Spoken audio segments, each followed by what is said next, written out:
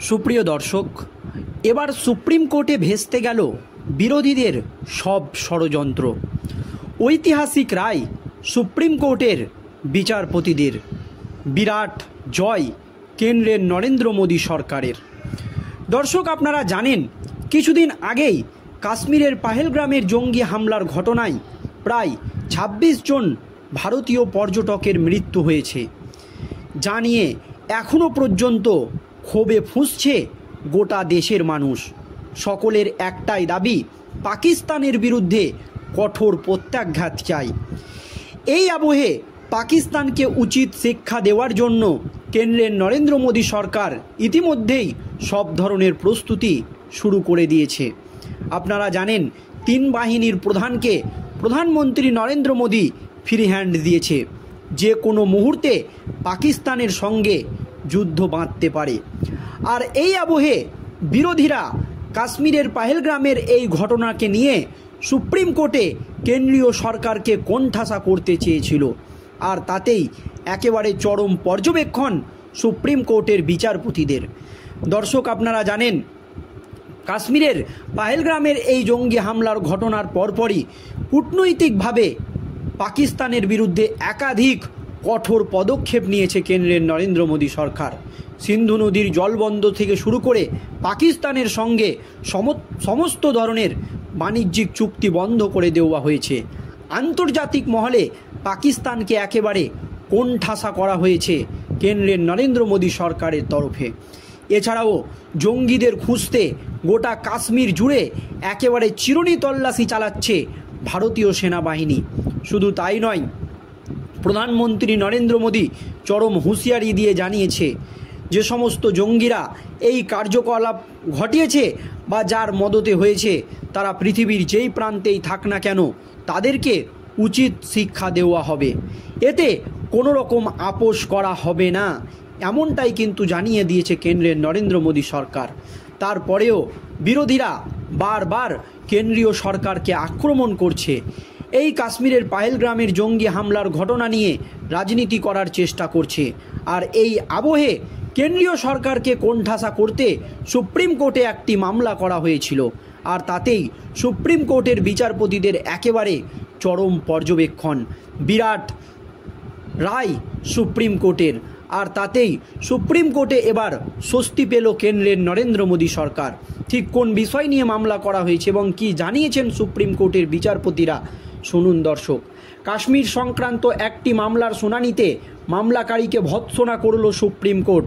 ওই মামলাকারী নিজেকে প্রচারের আলোয় আনার জন্য একের পর এক মামলা করে যাচ্ছেন বলে মনে করছে শীর্ষ আদালত। মামলাকারীকে ধমক দিয়ে সুপ্রিম কোর্টের প্রশ্ন, আপনার ঠিক উদ্দেশ্যটা কি? আপনি কি পরিস্থিতির সংবেদনশীলতা বুঝতে পারছেন না যে ভারতবর্ষ কোন পরিস্থিতির মধ্যে দিয়ে যাচ্ছে? তারপরেও আপনি এই বিষয় নিয়ে প্রচারের আলোয় আসার জন্য বারবার মামলা করছেন, এমনই মন্তব্য করেন সুপ্রিম কোর্টের বিচারপতিরা। শুধু তাই নয়, সোমবার মামলাটি শীর্ষ আদালতে শুনানির জন্য উঠতেই সেটি খারিজ করে দেয় সুপ্রিম কোর্টের 2 বিচারপতির বেঞ্চ। তার পরপরই পাহেলগাঁও কাণ্ডের পরে প্রত্যন্ত পার্বত্য অঞ্চলে যাওয়া পর্যটকদের নিরাপত্তা সংক্রান্ত নির্দেশিকা এবং গাইডলাইন চেয়ে সুপ্রিম কোর্টে জনস্বার্থ মামলা করেছিলেন আইনজীবী বিশাল তিওয়ারি। বস্তুত অতীতেও এই আইনজীবীর বিভিন্ন জনস্বার্থ মামলা নিয়ে প্রশ্ন তুলেছিল সুপ্রিম কোর্ট।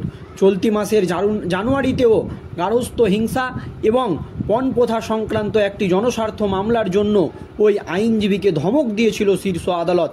তখনও বিচারপতিরা জানিয়েছিলেন ওই ব্যক্তি প্রচারের আলোয় আসার জন্য ঘন ঘন জনস্বার্থ মামলা করছেন। সোমবার পর্যটকদের নিরাপত্তা সংক্রান্ত জনস্বার্থ মামলার শুনানি উঠতেই ফের আইনজীবীদের ভূমিকা নিয়ে প্রশ্ন তোলেন সুপ্রিম কোর্ট। শীর্ষ আদালতের বিচারপতি সূর্যকান্ত এবং বিচারপতি এন.কে. কোটেশ্বরের সিঙ্গেল বেঞ্চ এই আইনজীবীকে ভৎসনা করে আগেরবারও আমরা আপনাকে বুঝিয়েছিলাম এই সমস্ত চেষ্টা করবেন না, এই সমস্ত কর্মকাণ্ড সুপ্রিম কোর্টে করবেন না। আপনার লক্ষ্য এবং উদ্দেশ্যটা ঠিক কী, আপনি কি বিষয়টির সংবেদনশীলতা বুঝতে পারছেন না? এবার কিন্তু দৃষ্টান্তমূলক পদক্ষেপ সহ নির্দেশ দিতে বাধ্য হব। আপনার লাইসেন্স বাতিল করা হবে যদি আপনি বারবার এই ধরনের কাজ করেন, এমনই কিন্তু হুঁশিয়ারি দেওয়া হয় সুপ্রিম কোর্টের তরফ থেকে। শুধু তাই নয়, ওই সময় আইনজীবী জানান তিনি শুধুমাত্র পর্যটকদের নিরাপত্তা নিয়ে চিন্তিত।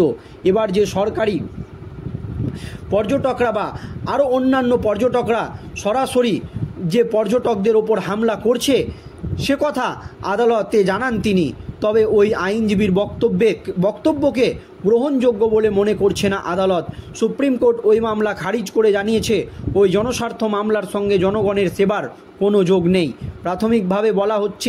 প্রাথমিকভাবে মনে করা হচ্ছে নিজেকে প্রচারের আলোয় আনার জন্যই আপনি এই মামলাগুলো করছেন বা এই মামলাগুলো আপনাকে দিয়ে করানো হচ্ছে। কাশ্মীর সংক্রান্ত একটি মামলার শুনানিতে মামলাকারীকে ভৎসনা করে এমনটাই বলে সুপ্রিম কোর্ট। ওই মামলাকারী নিজেকে প্রচারের আলোয় আনার জন্য একের পর এক মামলা করছে শীর্ষ আদালতে। মামলাকারীকে ধমক দিয়ে সুপ্রিম কোর্টের প্রশ্ন, আপনার ঠিক উদ্দেশ্যটা কি?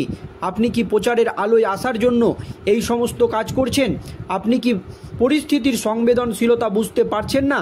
সোমবার মামলাটি শীর্ষ আদালতে শুনানির জন্য উঠতেই সেটিকে খারিজ করে দেয় সুপ্রিম কোর্টের 2 বিচারপতির বেঞ্চ। আর এই মামলাতেই কেন্দ্রের নরেন্দ্র মোদী সরকারের কিন্তু প্রশংসা করা হয়েছে। সরকার যথেষ্ট চেষ্টা করছে এই পরিবেশ ঠিক করার জন্য এবং আমাদের শত্রুদেরকে উচিত শিক্ষা দেওয়ার জন্য, এমনটাই কিন্তু মত সুপ্রিম কোর্টের। এক কথায় বিরোধীদের সমস্ত প্ল্যান ও ষড়যন্ত্র কিন্তু সুপ্রিম কোর্টে একেবারে ভেস্তে গিয়েছে। সুপ্রিম কোর্টের এই বিচারপতিদের পর্যবেক্ষণে বিশেষজ্ঞরা মনে করছে যে বিরোধীদের যে প্ল্যান সেটাতে কিন্তু একেবারে জল ঢেলে দিয়েছে সুপ্রিম কোর্টের বিচারপতিরা। কারণ বারবার পহেলগাঁও কাণ্ডের প্রত্যাবর্তন বা অঞ্চলে যাওয়ার পর্যটকদের নিরাপত্তা সংক্রান্ত নির্দেশিকা এবং গাইডলাইন চেয়ে সুপ্রিম কোর্টে জনস্বার্থ মামলা করেছিল কেন্দ্রের নরেন্দ্র মোদী সরকারকে কোণঠাসা করার জন্য বিশিষ্ট আইনজীবী বিশাল তিওয়ারি। বস্তুত অতীতেও এই আইনজীবী বিভিন্ন জনস্বার্থ মামলা নিয়ে প্রশ্ন তুলে সুপ্রিম কোর্টে। চলতি মাসের জানুয়ারিতেও কেন্দ্রের নরেন্দ্র মোদী সরকারকে কোণঠাসা করার জন্য গার্হস্থ্য হিংসা এবং পণপ্রথা সংক্রান্ত একটি জনস্বার্থ মামলার জন্য ওই আইনজীবীকে চরম ধমক দিয়েছিলেন শীর্ষ আদালতের বিচারপতিরা। তখনও বিচারপতিরা তাকে জানিয়েছিলেন ওই ব্যক্তি প্রচারের আলোয় আসার জন্য ঘন ঘন জনস্বার্থ মামলা করেন। সোমবার পর্যটকদের নিরাপত্তা সংক্রান্ত জনস্বার্থ মামলার শুনানির জন্য উঠতেই ফের এই আইনজীবীর ভূমিকা নিয়ে এই প্রশ্ন তুলে দেয় সুপ্রিম কোর্ট। আপনার উদ্দেশ্য কি? কার জন্য আপনি এইভাবে মামলা করছেন? কাকে আপনি কোণঠাসা করতে চাইছেন? এমনটাই কিন্তু পর্যবেক্ষণ সুপ্রিম কোর্টের বিচারপতিদের।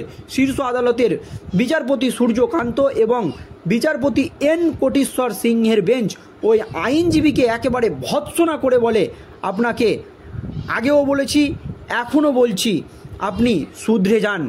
এই সময় এই সমস্ত চেষ্টা করবেন না। আপনার লক্ষ্য এবং উদ্দেশ্য কি? বিষয়টির সংবেদনশীলতা আপনি কি বুঝতে পারছেন না? এবার কিন্তু আমরা আপনার বিরুদ্ধে দৃষ্টান্তমূলক পদক্ষেপ সহ নির্দেশ দেওয়ার জন্য বাধ্য হব যদি আপনি বারবার এই ধরনের ঘটনা করেন এবং সুপ্রিম কোর্টের সময় নষ্ট করেন। তাহলে দর্শক, এই নিয়ে আপনাদের মতামত আপনারা কমেন্ট বক্সে জানাবেন। ধন্যবাদ।